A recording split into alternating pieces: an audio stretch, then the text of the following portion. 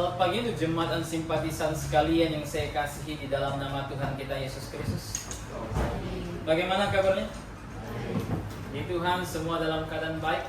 Dan puji Tuhan, kita telah memuji nama Tuhan. Sungguh puji-pujian yang indah, saya sangat menikmatinya.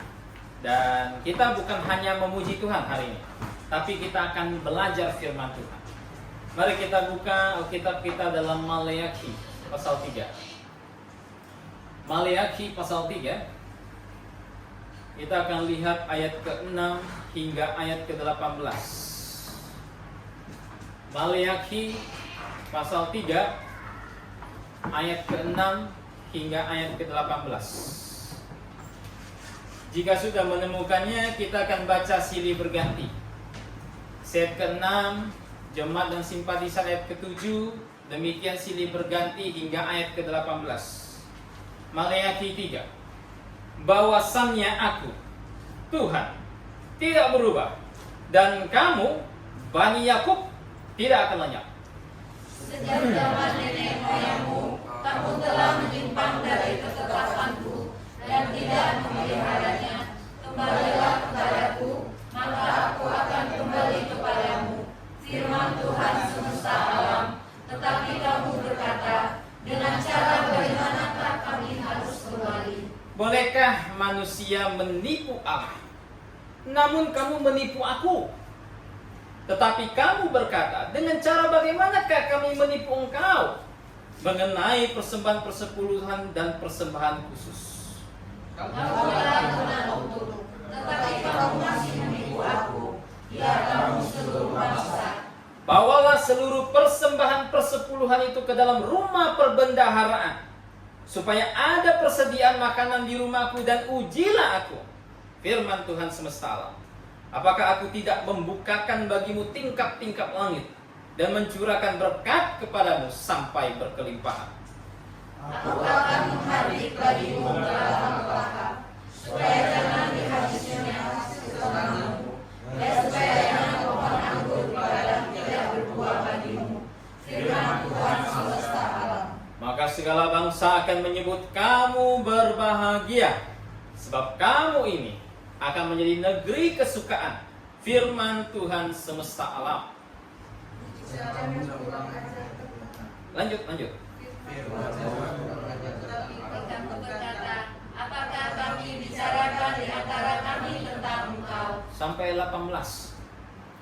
Kamu berkata adalah sia-sia beribadah kepada Allah. Apakah untungnya kita memelihara apa yang harus dilakukan terhadapnya, dan berjalan dengan pakaian berkabung di hadapan Tuhan semesta alam? Oleh sebab itu, kita ingin menyebut berbahagia orang-orang yang gegabah, bukan saja mujur orang-orang yang berbuat fasik itu, tetapi dengan mencobai alammu mereka luput juga. Beginilah berbicara satu sama lain orang-orang yang takut akan Tuhan. Tuhan memperhatikan dan mendengarnya. Sebuah kitab peringatan ditulis di hadapannya bagi orang-orang yang takut akan Tuhan dan bagi orang-orang yang menghormati namanya. Mereka akan menjadi kesayangan sendiri. Firman Tuhan semesta alam. Pada hari yang kusiapkan, aku akan menasihani mereka sama seperti seorang menyayangi anaknya yang menyayangi dia. Maka kamu akan melihat kembali perbedaan antara orang benar dan orang fasik, antara orang yang beribadah kepada Allah dan orang yang tidak beribadah kepada-Nya. Mari kita berdoa. Bapa di dalam kerajaan sorga, kami mengucap syukur atas kasih setia-Mu. Engkau telah memelihara firman-Mu tanpa salah, sehingga pada hari ini firman-Mu tersedia bagi kami, sehingga kami dapat membaca dan mempelajarinya. Bapa di sorga, hari ini kami memohon hikmat daripada-Mu, agar sekiranya kami dapat memahami firman-Mu dengan tepat dan benar, agar kami tidak tersesatkan oleh angin pengajaran sesat di luar sana, agar kami semakin dewasa di dalam Tuhan kami Yesus Kristus ketika kami mempelajarinya. Kiranya Roh Kudus membantu kami juga untuk menerapkan apa yang kami pelajari ke dalam hidup kami, sehingga kami dapat menjadi terang bagi bangsa-bangsa, dapat menjadi alat untuk memenangkan jiwa-jiwa, dan menjadi alat untuk memberitakan kebenaran. Terima kasih Bapa. Berkati juga hamba-Mu yang menyampaikan firman-Mu pada pagi hari ini. Kiranya Engkau berikan hikmat agar dapat menyampaikan kebenaran dan bukan kesesatan. Terima kasih Bapa. Hanya di dalam nama Tuhan kami Yesus Kristus kami sudah berdoa dan mengucap syukur. Amin. Maleakhi pasal 3 barusan kita baca, kita melihat betapa kerasnya Tuhan menghardik bangsa Israel. Betapa kerasnya Tuhan menegur Israel. Alasannya sederhana. Karena Israel memberontak terhadap Tuhan. Ini alasan paling mendasar kenapa Tuhan terus-menerus menegur Israel. Adalah karena mereka memberontak kepada Tuhan. Hal ini dilakukan terus dari zaman ke zaman. Tuhan katakan Dia mengirim nabi-nabinya. Untuk apa? Untuk menegur Israel oleh karena pemberontakan mereka. Beberapa hari yang lalu saya ngajar di RBC, ngajar kitab Yeremia. Kita bahas Yeremia pasal 2, pasal 1. Di sana kami melihat bagaimana Israel itu memiliki banyak sekali kesalahan di hadapan Tuhan. Mereka melupakan Tuhan mereka, mereka meninggalkan Tuhan mereka, mereka membuat kolam yang bocor, mereka meninggalkan mata air kehidupan. Dan ketika Tuhan hukum mereka, mereka tidak kunjung bertobat. Ketika Tuhan menegur mereka, mereka tidak kunjung berbalik kepada Tuhan. Padahal teguran, hukuman itu dimaksudkan untuk membuat bertobat, untuk membuat manusia menyadari bahwa mereka berdosa di hadapan Tuhan. Mereka mesti berbalik, mereka mesti mengejar Tuhan. Tapi Israel tidak mau. Sampai zaman Maleakhi hal ini terus berlanjut. Dan sampai detik ini bahkan Israel terus memberontak kepada Tuhan. Tidak ada orang tua yang senang jika anaknya tuh yang dibesarkan dengan kasih sayang ternyata memberontak kepada dia. Tidak ada suami yang senang ketika istrinya justru selingkuh dan kemudian memberontak terhadap dia. Nggak ada yang senang. Demikian juga dengan Tuhan. Maka dari sebab itu Tuhan menegur Israel tanpa henti. Termasuk di Maleakhi pasal 3. Dan teguran Tuhan kepada Israel memiliki banyak sekali penerapan-penerapan iman yang dapat kita terapkan dalam gereja. Yang dapat kita terapkan ke dalam kehidupan gereja kita sebagai orang-orang kudus yang hidup di zaman gereja. Nah, hari ini kita mau pelajari tema satu ini, judul satu ini, pemberontakan Israel terhadap Tuhan. Hal pertama yang ingin saya ajak kita pelajari, bagaimana cara Allah tegur Israel. Bagaimana cara Allah menegur Israel? Kita lihat Maleakhi 3 ayat 6 sampai 12. Saya bacakan. Bagaimana cara Tuhan menegur Israel waktu itu? Maleakhi 3 ayat 6 sampai 12. Bahwasannya aku Tuhan tidak berubah dan kamu Bani Yakub tidak akan lenyap. Sejak zaman nenek moyangmu kamu telah menyimpang dari ketetapanku dan tidak memeliharanya. Kembalilah kepadaku, maka aku akan kembali kepadamu. Firman Tuhan semesta alam. Tetapi kamu berkata, dengan cara bagaimanakah kami harus kembali? Bolehkah manusia menipu Allah? Namun kamu menipu aku, tapi kamu berkata, dengan cara bagaimanakah kami menipu engkau? Mengenai persembahan persepuluhan dan persembahan khusus, kamu telah kena kutuk, tetapi kamu masih menipu. Aku, ya, kamu seluruh bangsa. Bawalah seluruh persembahan persepuluhan itu ke dalam rumah perbendaharaan supaya ada persediaan makanan di rumahku dan ujilah aku. Firman Tuhan semesta alam. Apakah aku tidak membukakan bagimu tingkap-tingkap langit dan mencurahkan berkat kepadamu sampai berkelimpahan? Aku akan menghardik bagimu belalang pelahap supaya jangan dihabisnya. Hasil tanahmu dan supaya jangan pohon anggur di padang tidak berbuah bagimu. Firman Tuhan semesta alam. Maka segala bangsa akan menyebut kamu berbahagia. So kamu ini akan menjadi negeri kesukaan. Firman Tuhan semesta alam. Bagaimana cara Tuhan menegur mereka? Tuhan tegur mereka dan sebut mereka perampok. Tuhan sebut mereka perampok. LAI terjemahkan penipu. Tuhan sebut mereka perampok. Tapi sebelum sampai ke tahap itu, Tuhan terlebih dahulu memberikan sebuah fondasi untuk menegur Israel. Tuhan katakan bahwa dirinya tidak berubah. Dia adalah Allah Jehovah, Allah yang mengadakan perjanjian dengan Israel dan dirinya tidak pernah berubah. Firman yang ia ucapkan, yang ia berikan, yang ia janjikan kepada leluhur Israel, tidak pernah dia lupakan. Makanya Tuhan katakan sampai detik ini, Israel tidak tertumpas habis. Kenapa? Bukan Tuhan tidak mampu melenyapkan bangsa ini, bangsa kecil bagi Tuhan. Bukan Tuhan tidak mampu melenyapkan bangsa Israel, tetapi karena janjinya kepada leluhur mereka, kepada Abraham, kepada Ishak, kepada Yakub, karena janjinya kepada mereka, maka Israel tidak tertumpas habis sampai detik ini. Kenapa? Karena Tuhan tidak berubah. Ketika Tuhan sudah berfirman, Dia akan menuruti firman yang Ia ucapkan. Itulah yang dikatakan dalam Mazmur. Tuhan katakan, aku akan meninggikan firman-Ku melebihi segala namaku. Jadi ketika Tuhan berfirman, itu pasti Tuhan lakukan. Makanya Tuhan katakan Dia tidak berubah. Saudara, ketidakberubahan Tuhan itu berkat terbesar bagi Israel. Dan berkat terbesar bagi semua orang percaya. Bahkan berkat terbesar bagi semua umat manusia. Anda bisa bayangkan kalau Tuhan itu berubah-ubah. Anda bisa bayangkan kalau Tuhan itu hari ini tidak menyenangi dosa, berkenan menghukum dosa. Siapa berdosa Dia hukum, tapi keesokan harinya Dia berubah. Yang berdosa Dia maklumi, yang jahat Dia teguhkan hidupnya, yang mencuri Ia lapangkan jalan bagi dia. Anda bisa bayangkan ketika Tuhan berubah, oh ini menjadi suatu kekacauan, menjadi kekacauan yang besar bagi umat manusia, bahkan bagi orang percaya terutama. Kenapa? Karena Tuhan memiliki banyak sekali janji bagi orang percaya.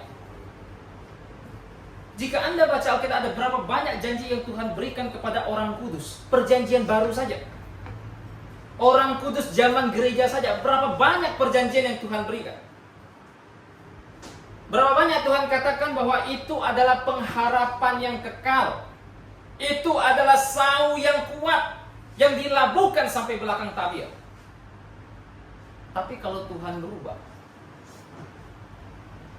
apa yang Tuhan janjikan kepada kita hari ini, bisa saja ke depan nanti Tuhan tidak lakukan.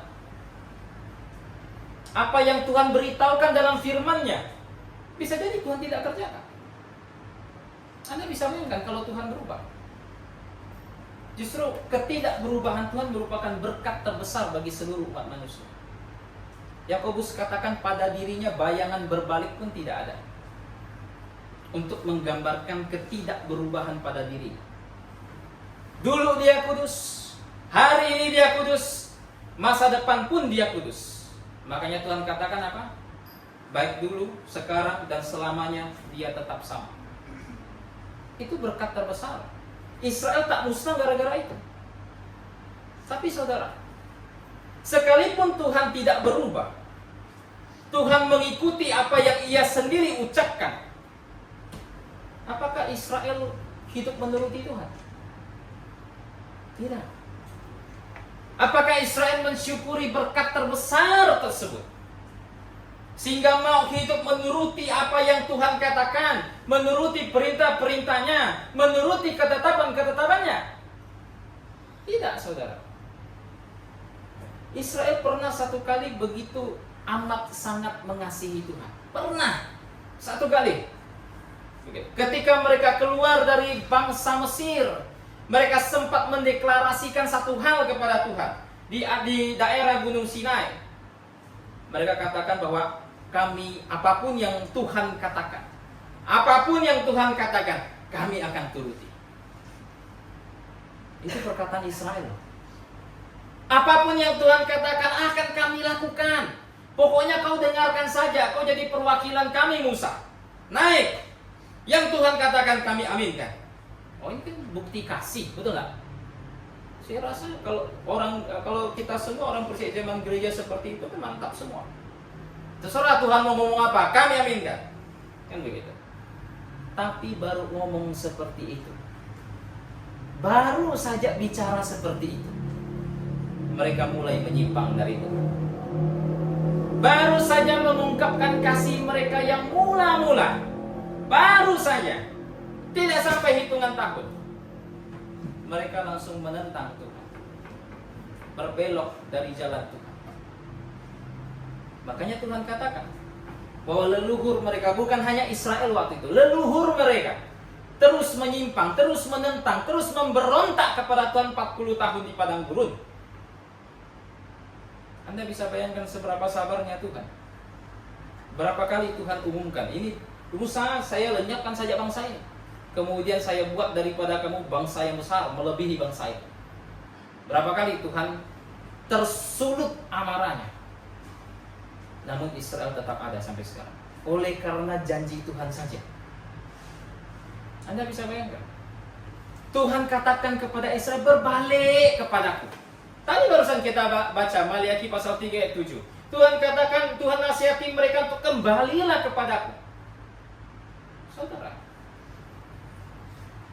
di zaman Musa, ketika seorang suami menceraikan istrinya oleh karena masalah perzinahan misalnya, istrinya diceraikan, kemudian istrinya nikah sama laki-laki lain, kemudian laki-laki lain tersebut meninggal, apakah boleh si perempuan ini kembali ke suaminya yang pertama?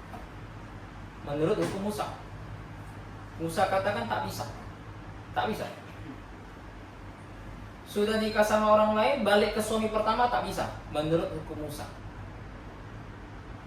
Anda tahu, Tuhan mengumpamakan Israel itu seperti mempelainya, seperti istri yang telah ia nikahi.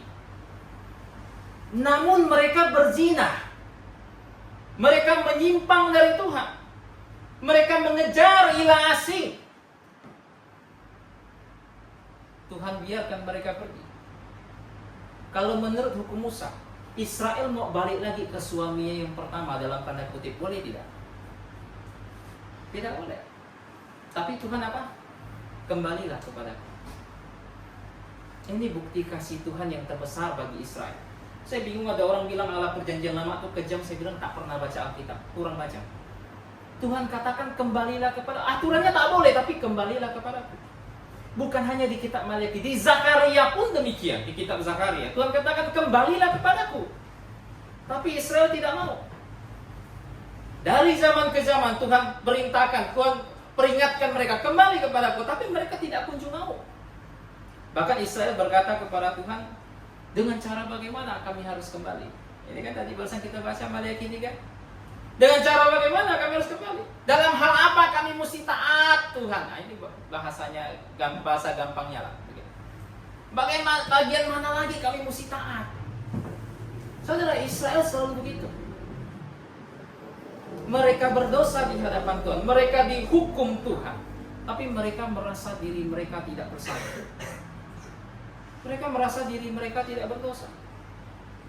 David Clark pernah mengunjungi Israel, berbicara dengan mereka. Sampai hari itu, bahkan sampai hari ini, Israel selalu berkata begini, kenapa ini selalu menimpa kami? Kenapa kesulitan yang begitu besar bagi bangsa ini menimpa kami? Ya saudara, lupa kalau kalian berdosa, kan begitu. Mereka lupa mereka telah menentang Tuhan amat sangat. Mereka lupa mereka telah memberontak kepada Tuhan. Mereka merasa diri mereka benar. Nah, ini permasalahan Israel, permasalahan paling fundamental. Mereka tak mau merendahkan diri di hadapan Tuhan. Mereka tidak pernah mengakui kesalahan mereka. Selalu menganggap diri mereka benar. Di zaman Yesus, ketika Tuhan menegur mereka, Tuhan berkata, kamu harus dimerdekakan. Apa kata mereka? Kami keturunan Abraham. Kami tak pernah diperbudak siapapun. Kok kau bilang kami mesti merdeka? Anda bisa bayangkan, Tuhan datang ke dunia, kasih tahu mereka, mereka berdosa, mereka mesti berbalik, mereka mesti dimerdekakan. Mereka merasa diri mereka tak pernah diperbudak siapapun. Secara jasmani saja waktu itu mereka diperbudak Roma. Apalagi secara rohani, diperbudak oleh dosa mereka. Tapi mereka merasa tak bersalah di hadapan Tuhan. Di zaman Maleakhi mereka berkata, bagian mana lagi kamu mesti kembali? Bagian mana lagi kamu mesti taat? Dan Tuhan memberikan satu bukti. Walaupun ini bukan satu-satunya dosa Israel. Ini bukan dosa terberat dari Israel, bukan. Tetapi ini dosa yang paling gampang dibuktikan. Dosa yang paling ringan dan paling kecil di hadapan Tuhan. Dalam tanda kutip. Apa itu? Mengenai persepuluhan. Mengenai persepuluhan. Dosa satu ini Tuhan katakan paling gampang dibuktikan dari antara orang Israel. Saudara, saya tak pernah khotbah tentang persepuluhan. Begitu. 7 tahun pelayanan, baru hari ini khotbah persepuluhan. Kebetulan natsnya ada singgung itu. Gitu. Tapi bukan berarti tidak penting juga dipelajari. Penting. Gitu. Walaupun bukan yang utama. Karena yang utama itu apa? Yang utama itu berita Injil Yesus Kristus. Ini yang utama.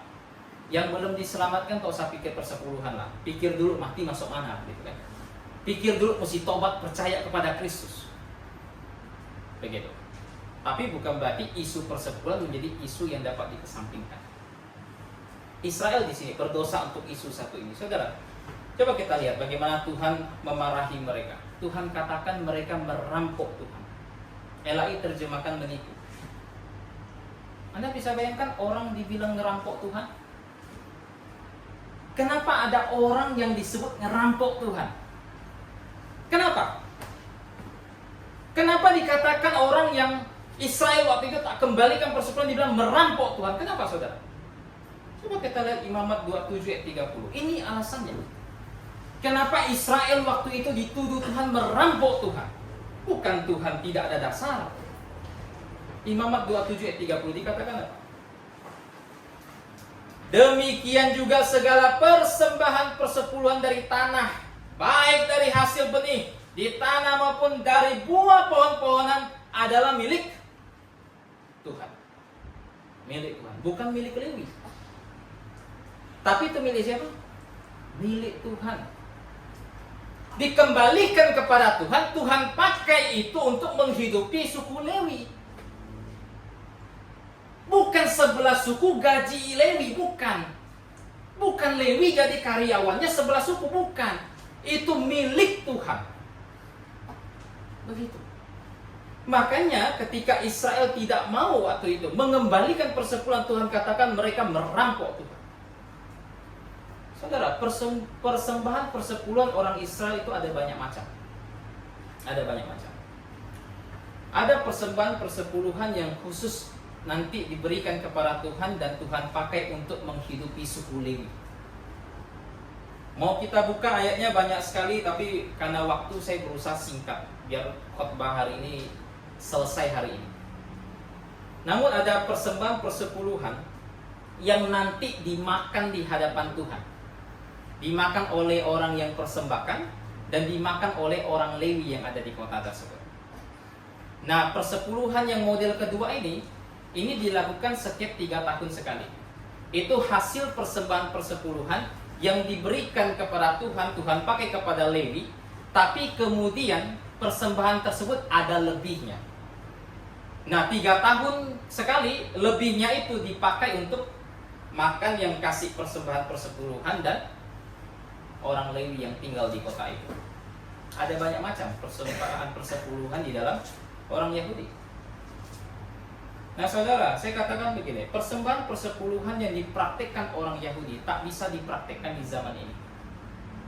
Tak bisa.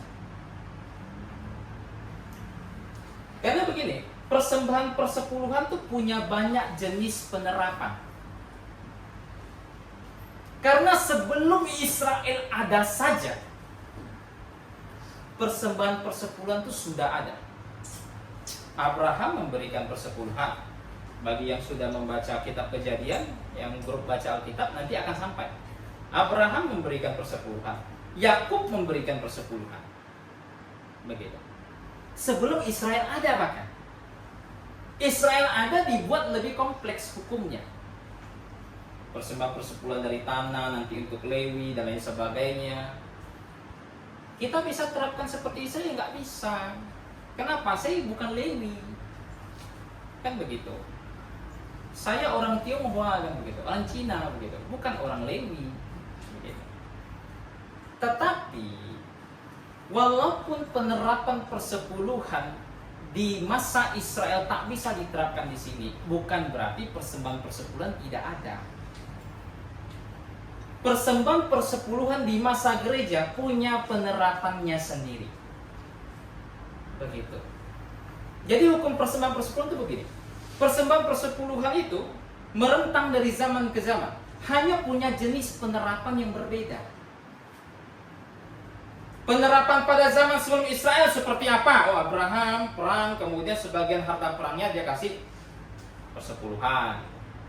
Israel punya model persepuluhan seperti apa? Seperti yang tadi sudah kita bahas sedikit. Nah, gereja juga punya jenis persepuluhannya tersendiri.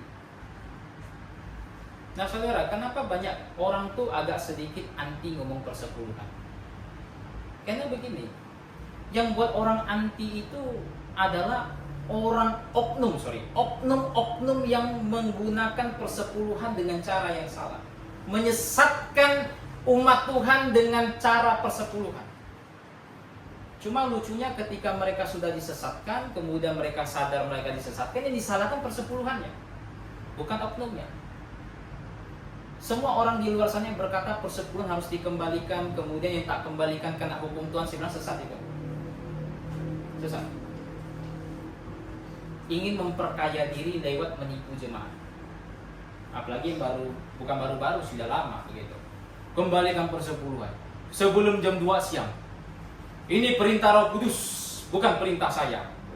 Roh Kudus perintahkan sampai jamnya. Begitu. Harus kembalikan biar diberikan berkat sama Tuhan. Itu penyesatan itu. Penyesatan. Saudara, persepuluhan di gereja tetap diajarkan. Tuhan tak pernah satu kali pun saya temukan satu ayat saja yang berkata persepuluhan berhenti. Ketika Tuhan katakan sesuatu berhenti, Tuhan katakan dengan tegas. Saya ambil contoh. Sembelih korban di Mezbah. Kenapa tak kita lakukan? Kenapa tidak kita lakukan lagi? Karena di perjanjian baru disingkapkan itu berhenti.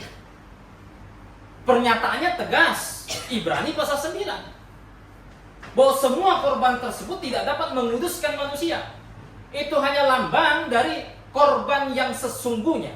Dan ketika korban yang sesungguhnya datang, itu sudah berhenti. Tegas dikasih tahu. Ketika itu sudah berhenti. Sabat. Kenapa kita tak pelihara hari Sabat? Ya kan? Kenapa gereja tidak menguduskan hari Sabat? Walaupun ada gereja yang kuduskan hari Sabat, itu kocak benar. Kenapa kita tidak menguduskan hari Sabat? Tuhan katakan dengan tegas. Kolose pasal 2. Bahwa mengenai hari Sabat, mengenai hari raya, itu semua hanyalah gambaran dari wujudnya, yaitu Yesus Kristus. Tuhan katakan tegas. Ketika Tuhan katakan berhenti, berhenti. Tapi tak ada satupun ayat saya temukan di dalam perjanjian baru Tuhan katakan dengan tegas persepuluhan berhenti. Carikan saya. Begitu. Ini kan grup baca Alkitab itu baru habis perjanjian baru. Yang ikut grup baca Alkitab ada ketemu ayat dikatakan persepuluhan berhenti? Tidak ada. Tidak ada. Tuhan tak pernah katakan berhenti, berarti masih terus jalan. Hanya penerapannya berbeda. Penerapannya berbeda. Beda cara penerapan. Begitu. Nah, tetapi hukum persepuluhan itu masih tetap sama. Itu merupakan alat yang Tuhan pakai untuk membuat tubuhnya dapat bekerja selama hidup di dunia ini. Saudara, kenapa Lewi bisa melayani Tuhan? tanpa takut kelaparan. Kenapa? Tuhan katakan mereka tak punya warisan loh. Sebelah suku punya, dikasih tanah, dikasih tempat. Lewi tidak, walaupun nanti dikasih beberapa kota saja untuk mereka tinggal. Tapi mereka tidak punya warisan di tengah-tengah Israel. Tapi kenapa Lewi bisa melayani Tuhan? Imam bisa melayani Tuhan tanpa takut kelaparan. Kenapa? Mereka tidak kerja, mereka hanya pokoknya di kemah suci, di bait suci melayani, sembelih korban. Kenapa mereka bisa tidak takut anak mereka itu pokoknya hidup? Karena umat Tuhan setia mengembalikan persepuluhan. Ini Tuhan pakai untuk pekerjaan di kemah suci, di bait suci, dan di dalam gereja. Saudara, di dalam perjanjian baru Tuhan katakan bait suci perjanjian baru adalah gereja. 1 Korintus pasal 6. Bait suci perjanjian baru adalah gereja. Saya ingin memberikan satu informasi menarik. Gereja memiliki tugas yang jauh lebih luas daripada bait suci. Amin. Saudara, bait suci tidak diperintahkan Tuhan, pergilah, jadikanlah semua bangsa muridku, baptislah mereka. Tidak. Tapi gereja diperintahkan untuk pergi membawa Injil sampai ke seluruh dunia.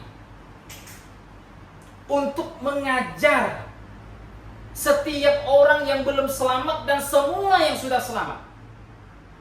Tuhan mau mereka yang melayani menjadi pelayan yang full timer. Tidak menyimpang ke kiri ke kanan, tapi sepenuh hati ikut Tuhan. Melayani, mengajar. Pertanyaannya makan apa, kan begitu. Itulah sebabnya Tuhan pakai persepuluhan untuk menghidupi pekerjaan tersebut. Makanya Tuhan sangat marah besar kepada Israel waktu itu. Karena yang mereka lakukan, pekerjaan Tuhan terhambat. Lewi bisa jadi sebagian akhirnya cari kerja sekuler, tidak lagi melayani di bait suci. Salah siapa? Salah Lewinya. Tidak benar, kan begitu. Lewinya di tengah-tengah, dihimpit ekonomi, dihimpit perintah Tuhan. Mereka tak melayani, Israel kena hukum, Israel salahkan Lewinya. Tidak benar. Makanya Tuhan marah sekali sama Israel waktu itu. Tapi sekali lagi, ini dosa terkecil yang dilakukan Israel. Dan kenapa Tuhan ungkit yang terkecil, nggak yang terbesar? Karena yang terkecil saja mereka salah, apalagi yang besar. Saudara, manusia suka melakukan sesuatu yang bisa dilihat orang, kan begitu? Ketika bisa dilihat orang rajin, dia senang lakukan. Tapi di belakang orang dia nggak akan lakukan. Manusia kan cenderung rata-rata seperti itu. Nah saudara, Israel untuk sesuatu yang bisa dilihat orang saja, dia tidak taat. Apalagi untuk persoalan hati. Yang bicara ikut Tuhan dengan segenap hati, yang bicara ikut Tuhan dengan segenap jiwa. Tanpa Tuhan pilih hati mereka, Tuhan bisa tahu isi hati mereka lewat bagaimana cara mereka memperlakukan harta mereka. Ketika seseorang tidak mau mengembalikan milik Tuhan, Tuhan tahu isi hati mereka seperti apa. Tuhan tahu itu, kan begitu. Makanya Tuhan marah sekali dengan Israel karena pemberontakan mereka yang satu ini. Dan untuk satu hal ini Tuhan katakan, ujilah, kembalikan. Tuhan akan berkata, tingkap langit dibukakan, kata Tuhan. Belalang akan dihardik oleh Tuhan. Apa maksudnya ini? Apakah maksudnya kalau saya kembalikan persepuluhan maka saya tak akan sakit? Ya kan, kayak pengajar sesat kan? Kembalikan persepuluhan, kembalikan 10%, Tuhan balas 100%. Oh, sedap juga dengarnya kan begitu. Kembalikan persepuluhan, yang sakit akan sembuh, kutuk kebangkrutan akan hilang. Itu sesat. Tuhan tak pernah janjikan itu. Tapi apa yang dimaksud Maliaki 3? Tuhan katakan dia bukakan tingkap langit. Tuhan katakan belalang pelahap akan dia hardik pergi. Apa maksud Tuhan?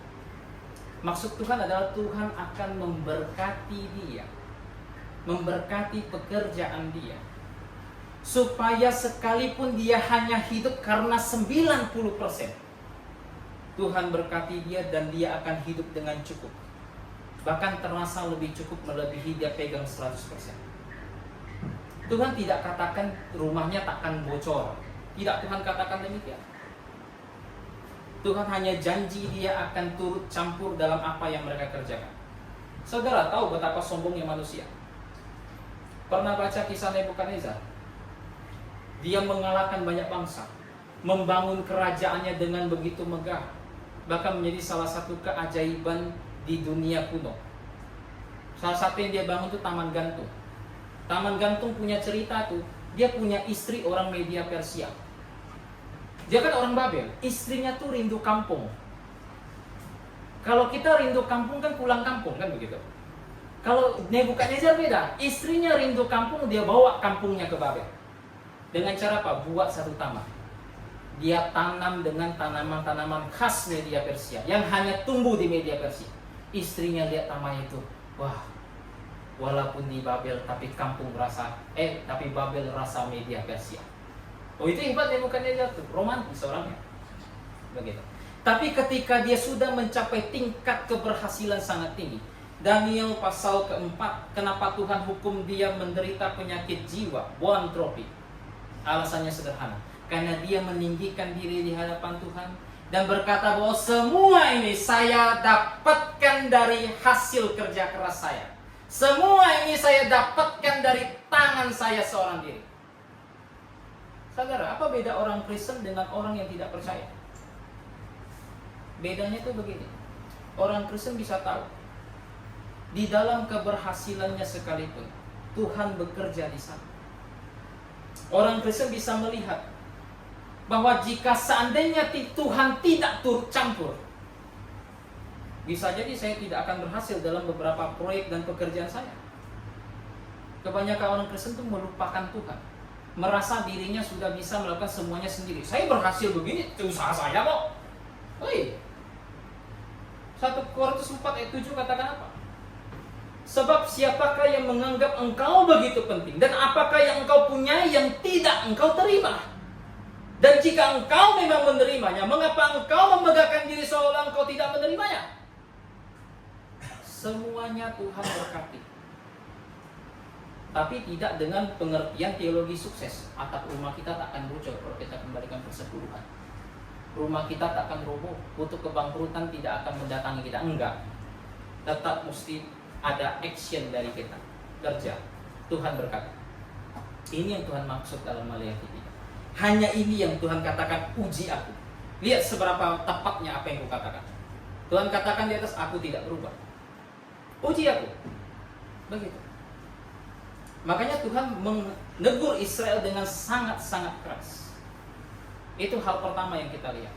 Hal kedua, setelah ditegur demikian keras, disebut perampok, apa respon Israel? Apa tanggapan Israel atas perkataan Tuhan? Kita lihat Maleakhi 3 ayat 13-15. Apa tanggapan Tuhan? Bicaramu kurang ajar tentang aku, firman Tuhan. Tetapi kamu berkata, apakah kami bicarakan di antara kami tentang engkau? Kamu berkata, adalah sia-sia beribadah kepada Allah. Apakah untungnya kita memelihara apa yang harus dilakukan terhadapnya, dan berjalan dengan pakaian berkabung di hadapan Tuhan semesta alam? Oleh sebab itu kita ini menyebut berbahagia orang-orang yang gegabah. Bukan saja mujur orang-orang yang berbuat fasik itu, tetapi dengan mencobai Allah pun mereka luput juga. Nah saudara, apa tanggapan Israel setelah Tuhan tegur mereka habis-habisan? Apakah mereka tobat? Tidak, mereka tidak bertobat. Mereka justru mengucapkan perkataan sombong di hadapan Tuhan. Mereka justru melawan Tuhan dengan perkataan-perkataan yang sombong. Begitu. Di sini kita bisa melihat bagaimana hati Israel secara singkat. Di sepanjang zaman sampai detik ini tahun 2025, kita bisa melihat bagaimana isi hati Israel. Daripada mengakui bahwa mereka menderita ini karena hukuman Tuhan, karena ketidaktaatan mereka, karena dosa mereka, Israel justru posisikan dirinya sebagai korban. playing victim dia. Saya nggak salah, tapi kenapa ini menimpa saya? Mereka daripada mengakui mereka berdosa, mereka justru menganggap Tuhan telah salah memperlakukan mereka. Mereka hidup memelihara ketetapan Tuhan. Tapi kenapa Tuhan justru menghukum mereka?